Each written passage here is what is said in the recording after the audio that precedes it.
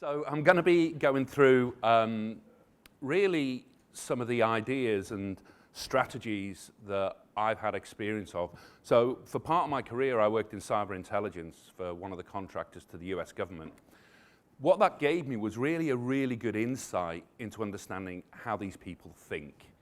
What is their goals? What are they trying to achieve? Now, we all know it's about the money, so let's not, but also how clever they are at what they do and how they do it. Because to me, to beat a bad guy, you really have to think like a bad guy. That's the whole point. And if you're at least putting into the idea what you're trying to protect and what their goal is and what they're trying to attack, you've got a chance. And there's a couple of examples I'll give to that. Now, some of the slides I've got here are really busy. There's lots of stats on them. They were done with a report that we did with IDC. Now, I've been assured that you're going to get copies of them, so nobody has to scribble down all the values and numbers. And I'll just be pulling off a few numbers off each slide, if that's okay. So understanding this real threat, because we'd all like to protect what we believe in our business is our crown jewels. Now, whether we think that's intellectual property, whether we think, that is our critical data, our customers' data, doesn't really matter. But to think like a bad guy, you have to understand their mentality. And their mentality is relatively simple. How can I get the most amount of money as quickly as possible with the minimum amount of risk?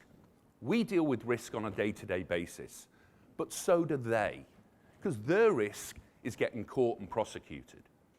Hence why, and we heard it mentioned by Darktrace, the whole idea of ransomware as a service. Well, that's actually relatively low risk to them because they're one step detached. Software as a service, it's not illegal to write ransomware. It's only illegal to distribute it and put it out there. So I can write it, sell it, low risk. That's what we have to start thinking about. Anyway, so there's a few, a little bit of a comment here. It is an extremely profitable industry for these guys. And I'll give you a real life example at the end. I can't put it up on slides for obvious reasons because people get a little bit sensitive about that. But we really have to understand how much investment it takes and what that return on investment is. And let me just tell you, they make a lot more money than probably anybody in this room. Okay? So when we start looking at what ransomware, how do they do it? What is their mentality? Because to me, if I can understand that and I can start thinking like them, I've got a chance. Now, we all know human beings are the weakest link. We have no choice about that. What we often do and what happens to us is we're socially engineered, And I keep saying to many, many people, and for the ladies in the audience, I do apologize for the example, but if I keep sending Joe in the post room an email that says naked picture of Halle Berry, there is some point at which he'll probably open it. Yeah? And that's what we have to understand. These are human nature that they're preying on. And the example that I'll give at the end plays on that really, really well. So one of the challenges that we've seen a big increase in Western Europe. And one of the reasons for that is, of course, the US made it illegal to pay ransomware, to pay for it, or pay the ransom. So, of course, the guys that are doing this will always take a path of least resistance. They will always go for the low-hanging fruit. So if there's a risk where it's harder for them to get money out of the US, they're going to move to somewhere else. That's as simple as it is. But as long as we understand that, and we know the threat, and we know where it's coming from, at least we're a little bit better informed. Looking at some of these statistics here, 70% ransomware as a top cyber risk. 52% experienced successful ransomware attacks last year. One of the companies that I worked with quite a number of years ago said they were experiencing, and this is probably 5-6 years ago, they were experiencing 7 to 10 ransomware attacks a week. That gives you an idea. Now, obviously, there are people that will click on the links, that will open the emails, and what they were estimating as a cost for every single ransomware incident that they had to fix. And by the way, they had backups, they had all the data, that wasn't the issue. But the actual cost of the IT staff having to fix it, restore, loss of productivity, all of those statistics was a minimum, and they said we're being extremely conservative, £1,000 a time. Now you multiply that over a number of events each week, over 52 weeks in a year, it's all of a sudden very, very expensive for organizations. And that's what you have to start thinking like. So looking at these 3.7 number of attacks, 5 average days of business disruption per attack. That gives you an idea. And again, the cost, number, and disruption results it's extremely high. And we're looking at these attacks that basically become an industry standard for cyber criminals. I actually don't like the term cyber criminals. They're just criminals. They're organized like criminals. They think like criminals. All they're trying to do is extort as much money as quickly and easily as possible. So now we look at industries and company sizes. No industry is exempt. No company is exempt. We've got a slightly different statistic than Darktrace, but you know this was done with IDC. $109,000, the average cost of quite a serious ransomware attack. We're not talking about ransomware attacks on individuals. We're typically talking about infrastructure. And that's the other area that we need to look at and understand. Is our infrastructure protected as well as we're protecting our individuals and educating them? Training is absolutely fundamental in that mentality. But we have a number of challenges in our industry. You know, I come from a technical background. Great, we've got a shortage of good technical people in our industry. That makes me expensive. But it's also really difficult to keep those people. And especially when they've got specializations in these areas, it's really, really tough to get them. And one of our customers, a big financial services organization, you know, they say, we can pay them lots of money, but as soon as we train them, they're being headhunted by somebody else. It's really difficult for us. So that's another challenge, another area. But it's, you know, looking at these industrial environments, and that's where we're probably seeing the biggest area of growth in the OT environment, because an OT mentality is very different to what an IT mentality. You know, their timescales, their challenges, the level of connectivity, you know, that level of connectivity is entering new phases almost monthly because this equipment historically has not been connected to the internet, but now needs to be connected to the internet. Has it really been built from the ground up with security in mind? Typically no. So we have to understand that. So looking at security operations, they've got a tough job. I've never worked in it, but I've communicated and obviously talked to an awful lot of those people, so I do sympathize with you. But again, looking at some of these statistics, security teams spend time maintaining and managing security tools rather than actually fixing the problem. They're just maintaining the tools themselves.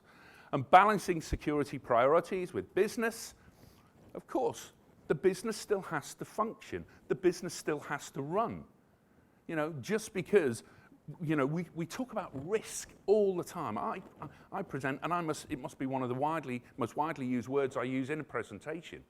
We talk about risk. And risk isn't good or bad. It's just how much is acceptable. And that's, you know, for every different organization, that varies. But when an organization steps out the risk comfort zone, that's a dangerous situation and scenario to be in. And again, we talk about this skills shortage, management's lack of understanding, you know. The guy from Darktrace, you know, we use acronyms all the time, you know. Surely everybody knows what an IOC is. Well, maybe not, and especially not my managing director. And it's that language that's really, really difficult. How do I translate what is essentially a technical problem into what is a business challenge? That is one of the biggest challenges as well. So, looking at, you know, these needs for automation, you know, we talk about AI. I don't like the term AI. In fact, you know, artificial intelligence, I think, sets an unrealistic example. You know, it's not Skynet, it's not HAL from 2001, it's not consciously aware, but I prefer to call it augmented intelligence. It's using complex algorithms to automate and adapt and tune itself to fixing a problem and identifying anomalies and situations that are happening and manage alerts and events. But it has a part to play, definitely. Looking at the value and looking at only 23% were able to recover the encrypted data files. That's after the event. You're closing the gate after the horse has bolted. You know, it's very much part, and what we talk about, you know, is trying to prevent versus respond. That's the goal that we're trying to do. I'm conscious of time, and we're running out a little bit, but one of the things that I will talk about, and is probably one of the best ransomware attacks I've seen for not the reasons you'd think. It was very profitable for the guys. And what they did, they bought a load of data off the darknet on children, students in a school, aged 4 to 11. And you think, well, what is the value of that? You know, it's got the date of birth, the class they're in, their name, of course, but it had one important piece of information, and that was the email contact address. So the guys that did it, and I just wanted to make sure I get this in, so the guys that did the attack, what they then did was set up a web page and email all the parents and basically say, approve a school trip. Nothing complicated in that. Yeah, you know, click on that all the time. It's got the school logo, looks realistic. Yeah, click on it. Downloaded ransomware, encrypted the hard disk. Now, that to me was not the clever bit. That was really simple. And they probably only paid, you know, a few $100s for the data off the dark web. But the clever bit for me was, who is typically the emergency contact for kids? Mum? Yeah, isn't it? Typically. Yeah, fair enough.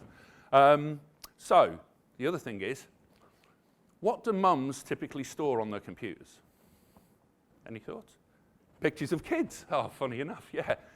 Now, the clever bit about this is they stopped it from being a commercial decision, a financial decision, to an emotional decision. That, to me, is where it was clever. Do you know the hit rate that they had on that? 78%, right? 78% of the parents paid the ransom. Because how many mums back up their laptops? That, to me, was why it was really clever. Anyway, I'll carry on, but I wanted to get that in just to share it with you. So this attack surface is increasing. The number of attacks are increasing. I don't need to tell you any of this. This is all, you know, preaching to the converted. But we really have to start understanding as to how we prevent these things and prevent these attacks. Because, you know, this change has to happen somewhere along the lines. We have to, and whether governments bring in, okay, it's illegal to pay ransomware, that isn't fixing the problem. That's just making it, moving the issue to the people that have been attacked away from the other guy. You know, prosecuting somebody for paying ransomware, for making their business continue to function, is that right? Anyway, there's lots of different ways you can do it, and again, I'm going to skip through these quite quickly, conscious of time. But you know, there are tools, whether it's you know, defense response, extended defense response. We've got all these acronyms, all these products and solutions, of course. But you have to understand and put the preventative measures in place, because the guys out there are not stupid. I've been in this industry a long time. Some of the cleverest people I've ever worked with used to be bad guys and are now good guys. So I'm going to skip through the last couple of slides, but essential guidance, you know, it's an industry, it's run as a business, they have their own HR and IT departments. Never confuse it. These organizations are not what Hollywood would like us to think, the guy sat in his dorm at night, in college, hacking into NASA and FBI. It's run as a business. If you understand that, then you've at least got a chance. I hope it's been useful. I'll be around for a little while, if that. Thank you.